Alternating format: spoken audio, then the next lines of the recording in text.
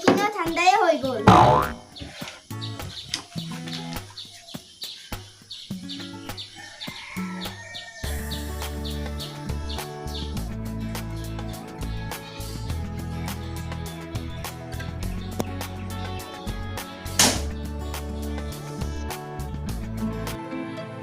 আইতা তুমি ক'ত যোৱা?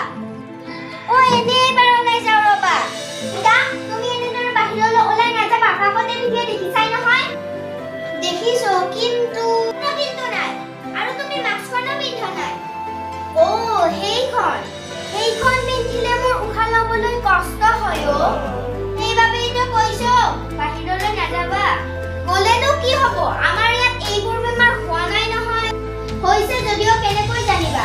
আমি কৰা এই অসাৱধানতাৰ বাবেইতো এইবোৰ দিনে দিনে বৃদ্ধি পাবলৈ ধৰিছে। আৰু যাৰ বাবে খিনি কথাকে বাৰে বাৰে টিভিৰ বাবদত কৈ থকা হৈছে। আজিও কাকতখনত এইবোৰৰে কথা। নহ'লে তুমি কিয় বুজিও নুবুজা হৈছা? আমি সাৱধান হ'লেনো কি হ'ব?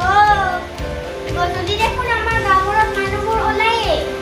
এনে মনোভাৱৰ বাবেইতো আজি এনেকুৱা এটা অৱস্থা দেখিব লগা হৈছে।